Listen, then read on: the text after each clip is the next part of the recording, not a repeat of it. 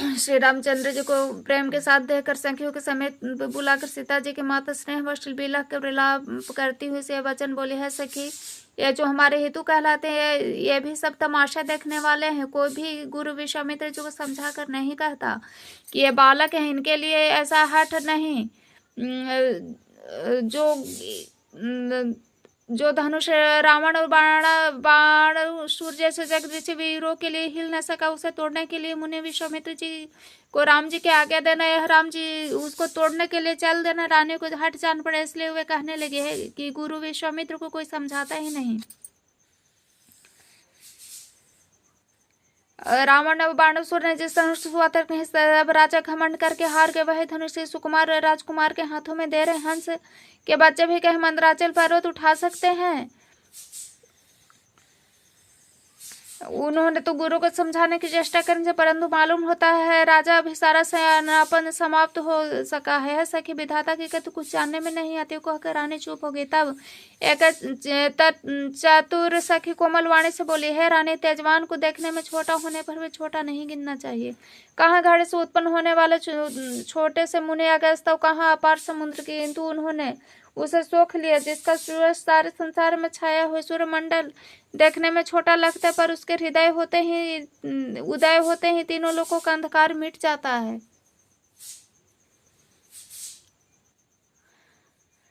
जिसके वश में ब्रह्मा विष्णु शिव है सभी देवता, वह मंत्र अत्यंत छोटा होता है। महान मत वाले गजराज को छोटा सा अंकुश वश में कर लेता है। कामदेव ने फूलों की धनुष बाण लेकर समस्त लोगों को अपने वश में कर रखा है। हे देवी, ऐसा जानकर संदेह त्याग दीजिए। हे रानी सुनिए, रामचंद्र जी धनुष का वश ही तोड़ेंगे। सखी का वचन सुनकर रानी को विश्वास हो गया, उनकी उदासी मिट गई। श्री राम जी के प्रति उनका प्रेम अत्यंत बढ़ गया। उस समय श्री रामचंद्र जी को देखकर सीता जी भयभीत हृदय से जिस तेज देवता की विनती करते हैं, व्याकुल होकर मन ही मन मना रही है, महेश भवानी मुझ पर प्रसन्न है। मैंने आपकी जो सेवा की उसे सफल कीजिए, मुझ पर स्नेह करके धनुष के भारेपन को हर लीजिए। है गणों के नायक, वर देने वाले देवता गणेश जी, मैंने आज ही के लिए तुम्हारी सेवा की थी। बार बार मेरी विनती सुनकर धनुष का भारीपन बहुत ही कम कर दीजिए। श्री रघुनाथ जी को देखकर सीता जी धीरे कर देवताओं को मना रही हूँ। उनके नेत्रों में प्रेम के आंसू भरे और शरीर में रोमांच हो रहा है।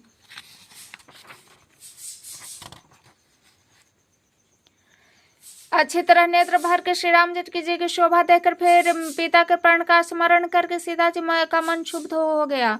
आहो, पिताजी ने बड़ा ही कठिन हठ ठाना है। वे लाभ हानि कुछ भी नहीं समझ रहे हैं। मंत्री डर रहे हैं, इसे कोई उन्हें सीख भी नहीं देता। पंडितों की सभा में यह बड़ा अनुचित हो रहा है। कहाँ तो वज्र से भी बढ़कर कठोर धनुष, कहाँ ये कोमल शरीर किशोर श्याम सुंदर। हे विधाता, मैं हृदय से किस तरह धीरज धनुष सिरस के फूल के कांटों से कहीं हीरा छेदा जाता है। सारी सभा की बुद्धि भोली हो गई है। अतः हे शिव जी के धनुष, अब तो मुझे तुम्हारा ही आसरा है। तुम अपनी जड़ता लोगों पर डाल दो। श्री रघुनाथ जी के सुकुमार शरीर देखकर उतने ही हल्के हो जाए। इसी प्रकार सीता जी के मन में बड़ा ही संताप हो रहा है। निमिष का एक लव भी 100 युगों के समान बीत रहा है। प्रभु श्री रामचंद्र जी को देखकर फिर पृथ्वी की ओर देखती हुई सीता जी के चंचल नेत्र इस प्रकार शोभित हो रहे हैं, मानो चंद्रमंडल रूपी डोल में कामदेव की 2 मछलियां खेल रही हो। सीता जी के वाणी रूपी भ्रमरी को उनके मुख रूपी कमल ने रोक रखा है। लाज रूपी रात्रि को देखकर वो प्रकट नहीं हो रही है। नेत्रों का जल नेत्रों के कोने में ही रह जाता है, जैसे बड़े भारी कंजूस का सोना कोने में ही गड़ा रह जाता है। अपनी बढ़ी हुई व्याकुलता जानकर सीता जी सकुचा गए। धीरज धर हृदय में विश्वास ले आए कि यदि तन मन और वचन से मेरा प्राण सच्चा है और श्री रघुनाथ जी के चरण कमलों में मेरा चित्त वास्तव में अनुरक्त है, तो सबके हृदय में निवास करने वाले भगवान मुझे रघुश्रेष्ठ श्री रामचंद्र जी के दासी अवश्य बनाएंगे। जिसका स्नेह सच्चा स्नेह होता है वह उसे मिलता ही है, इसमें कुछ भी संदेह नहीं है। प्रभु की ओर देखकर सीता जी ने शरीर के द्वारा ऐसा ठान लिया, अर्थात निश्चय कर लिया कि शरीर निहने का होकर रहेगा ही नहीं। कृपा निधान श्री रामचंद्र जी सब जानेंगे। उन्होंने सीता जी को देखकर धनुष की ओर ऐसा ताका जैसे गरुड़ जी छोटे से सांप को देखते हैं। इधर जब लक्ष्मण जी ने देखा कि रघुकुल मणि श्री राम जी ने शिव जी के धनुष की ओर ताका है, तो वे शरीर से पुलकित हो गए। ब्रह्मांडों को चरणों से दबाकर निम्नलिखित वचन बोले, है दिग्गज, है कच्छप, है शेष, है वराह, धीरज धरकर पृथ्वी को थामे रहो, जिसमें हिलने न पावे। श्री रामचंद्र जी शिव जी के धनुष को तोड़ना चाहते हैं। मेरी आज्ञा सुनकर सब सावधान हो गए। श्री रामचंद्र जी जब धनुष के समीप आए तब सब स्त्री पुरुषों ने देवताओं और पुण्यों को मनाया। सबका संदेह, ज्ञान, नीच राजाओं का अभिमान, परशुराम जी के गर्व की गुरुता, देवता और श्रेष्ठ मुनियों की कातरता, सीता जी का सोच, जनक का पश्चाताप और रानियों के दारुण दुख का दावानल, यह सब शिव जी के धनुष रूपी बड़े जहाज को पाकर समाज बनाकर उस पर जा चढ़े। श्री रामचंद्र जी के भुजाओं के बल रूपी अपार समुद्र के पार जाना चाहते, परंतु कोई केवट नहीं है। श्री राम जी ने जब लोगों की ओर देखा तो उन्हें चित्र में लिखे हुए से देखकर फिर कृपाधाम श्री राम जी ने सीता जी की ओर देखा, उन्हें विशेष व्याकुल जाना। तब उन्होंने जानकी जी को बहुत ही विकल देखा। उनका एक एक क्षण कल्प के समान बीत रहा था। यदि प्यासा आदमी पाने के बिना शरीर छोड़ दे तो उसके मर जाने पर अमृत का तालाब भी क्या करेगा। सारी खेती सूख जाने पर वर्षा किस काम के, समय बीत जाने पर फिर पछताने से क्या लाभ। जी मैं ऐसा समझकर श्री राम जी ने रथ जानकी की ओर देखा और उनका विशेष प्रेम लख कर वे पुलकित हो गए। मन ही मन उन्होंने गुरु को प्रणाम किया और बड़ी फुर्ती से धनुष को उठा लिया। जब उन्हें हाथ में लिया तब धनुष बिजली की तरह चमका और फिर आकाश में मंडल जैसा हो गया।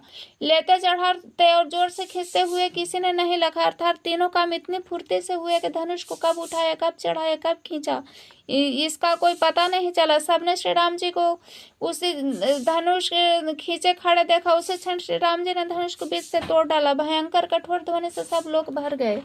घोर कठोर शब्द से लोग भर गए। सूर्य के घोड़े मार्ग छोड़कर चलने लगे, दिग्गज चिकाड़ने लगे, धरती टोलने लगे, शेष वराह कच्छप कलमला उठे। देवता, राक्षस और मुनि कानों पर हाथ रखकर से व्याकुल होकर विचारने लगे। तुलसीदास जी कहते हैं, जब सबको निश्चय हो गया कि श्री राम जी ने धनुष को तोड़ डाला है, तब श्री रामचंद्र जी के जय बोलने लगे। शिव जी का धनुष जहाज है, श्री रामचंद्र जी के भुजाओं का बल समुद्र। धनुष टूटने से वह सारा समाज डूब गया। मोहवश पहले इस जहाज पर चढ़ा था जिसका वर्णन ऊपर आया। प्रभु के धनुष के दोनों टुकड़े पृथ्वी पर डाल दिए हैं। सब देख सब लोग सुखी हुए। विश्वामित्र जी पवित्र समुद्र में जिसमें प्रेम रूपी सुंदर अथाह जल भरा है, राम रूपी पूर्ण चंद्र को देखकर पुलकावली रूपी भारी लहरें बढ़ने लगी। आकाश में बड़े जोर से नगाड़े बजने लगे। देवांगनाएं गान करके नाचने लगी। ब्रह्मा आदि देवता, सिद्ध और मुनीश्वर लोग प्रभु की प्रशंसा कर रहे हैं, आशीर्वाद दे रहे हैं, रंग बिरंगे फूल और मालाएं बरसा रहे हैं। किन्नर लोग रसीले गीत गा रहे हैं। सारे ब्रह्मांड में जय जयकार की ध्वनि छा गई, जिसमें धनुष टूटने की ध्वनि जान ही नहीं पड़ती। जहां तहां स्त्री पुरुष परेशान होकर कह रहे हैं कि श्री रामचंद्र ने शिव जी के भारू धनुष को तोड़ डाला। धीर बुद्धि वाले भाट मगध सुत लोग बिरदावली का बखान कर रहे हैं। सब लोग घोड़े, हाथी, धन, मणि और वस्त्र निछावर कर रहे हैं। झांझ, मृदंग, शंख, शहनाई, भेरी, ढोल और सोहने, नगाड़े आदि बहुत प्रकार से सुंदर बाजे बज रहे हैं। जहां तहीं उतिया मंगल गीत गा रही हैं। सखियों सहित रानी अत्यंत हर्षित हुई, मानो सूखे हुए धान पर पानी पड़ गया हो। जनक जी ने सोच कर त्याग कर सुख प्राप्त किया, माने तैरते तैरते थके हुए पुरुष को था पाली हो। धनुष टूट जाने पर राजा लोग ऐसे श्रीहीन हो गए जैसे दिन में दीपक की शोभा जाती रहती। सीता जी का सुख किस प्रकार वर्णन किया जाए, जैसे चातक कि स्वाति का जल पा गई हो। श्री रामचंद्र जी को लक्ष्मण जी किस प्रकार देख रहे हैं, जैसे चंद्रमा का चकोर का बच्चा देख रहा हो। तब शतानंद जी ने आज्ञा दे कि सीता जी को श्री राम जी के पास गमन किया। साथ में सुंदर चतुर सखियां मंगलाचार करके गीत गा रहे हैं। सीता जी बाल हंसिनी के चाल से चली, उनके अंगों में अपार शोभा है। सखियों के बीच सीता जी कैसे शोभित हो रही हैं, जैसे बहुत सी छवियों के बीच महा छवि हो। कर कमल में सुंदर जयमाला है जिसमें विश्व विजय की शोभा छाई हुई है। सीता जी के शरीर में संकोच है, पर मन में परम उत्साह। उनका यह गुप्त प्रेम किसी को जान नहीं पड़ रहा। समीप जाकर श्री राम जी की शोभा देख श्री राम राजकुमारी सीता जी चित्र में लिखी सी रह गई। चतुर सखी ने यह दशा देखकर समझा कर कहा, सुहावनी जयमाला पहनाओ। यह सुनकर सीता जी ने दोनों हाथों से माला उठाई और प्रेम के विवश होने से पहनाई नहीं जाती। उस समय उनके हाथ ऐसे सुशोभित हो रहे हैं मानो डंडियों से तो दो कमल चंद्रमा को डरते हुए जयमाला दे रहे हूँ। इस छवि को देखकर सखियां गाने लगी। तब सीता जी ने श्री राम जी के गले में जयमाला पहना दी।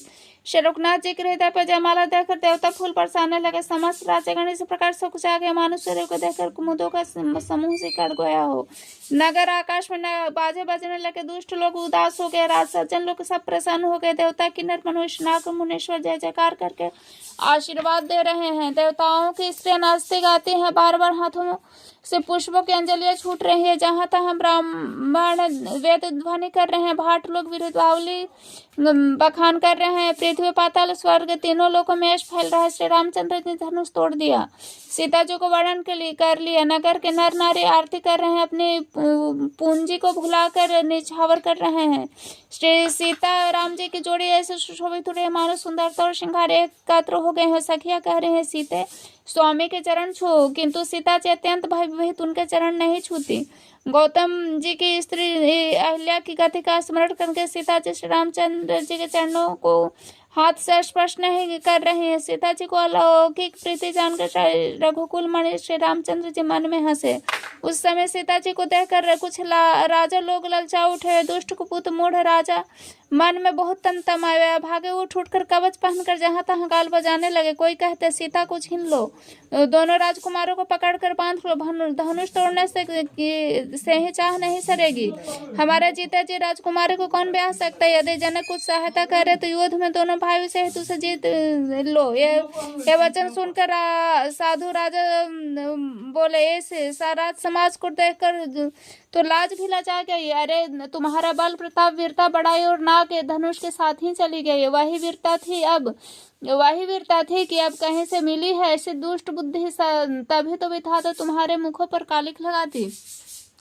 ईर्ष्या घमंड क्रोध छोड़कर नेत्र भर कर श्री रामचंद्र जी की छवि देख लो। लक्ष्मण के क्रोध को प्रबल अग्नि जानकर उसमें पतंगे मत बनोगे। जैसे गरुड़ का भाग कौवा, चाहे सिंह का भाग खरगोश, बिना कारण ही क्रोध करने वाला अपने कुशल, चाहे शिव जी के विरोध करने वाला, सब प्रकार की संपत्ति, चाहे लोभी लालची, सुंदर कीर्ति, चाहे काम्य मनुष्य, निष्कलंकता चाहे तो क्या पा सकता है।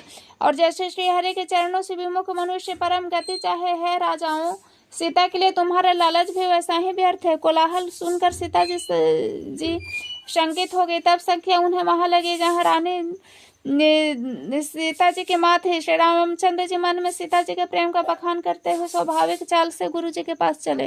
रानियों सहित सीता जी दुष्ट राजाओं के दुर्वचन सुनकर सोच के वश में कि न जाने विधाता अब क्या करने वाले हैं। राजाओं के वचन सुनकर लक्ष्मण जी इधर उधर ताकते हैं, किंतु श्री रामचंद्र जी के डर से कुछ बोल नहीं सकते। उनके नेत्र लाल हैं और भौहें टेढ़ी हो गई है। वे क्रोध से राजाओं की ओर देखने लगे, मानो मतवाले हाथियों का झुंड देखकर सिंह के बच्चे को जोश आ गया हो। खलबली देखकर जनकपुर की स्त्रियां व्याकुल हो गई, सब मिलकर राजाओं को गालियां देने लगी। उसी मौके पर शिव जी के धनुष टूटना सुनकर भृगु रूपी कमल के सूर्य परशुराम जी आए। इन्हें देखकर सब राजा सकुचा गए, मानो बाज के झपटने पर बटेर लोग छिप गए हों। गोरे शरीर पर विभूति भस्म बड़ी फब रही है, विशाल ललाट प्रतिपुंड शोभा दे रहा है, सिर पर जटा है, सुंदर मुख चंद्र क्रोध के कारण कुछ लाल हो गया है, भौवें टेढ़ी और आंखें क्रोध से लाल है। सहज ही देखने में तो ऐसा जान पड़ता है मानो क्रोध कर रहे हैं। बैल के समान ऊंचे पुष्ट कंधे हैं, छाती पर और भुजाएं विशाल सुंदर एगो पवित्र धारण किए, माला पहने, मृग चर्म लिए, कमर में मुनियों के वस्त्र और 2 तरकस बांधे, हाथों में धनुष बाण, सुंदर कंधे पर फरसा धारण किए हैं। शांत वेश है परंतु करने बहुत कठोर, स्वरूप का वर्णन नहीं किया जा सकता, मानो वीर रथ से मुनि का शरीर धारण करके आया हो। जहाँ तहाँ सब राजा लोग वहां आ गया हो।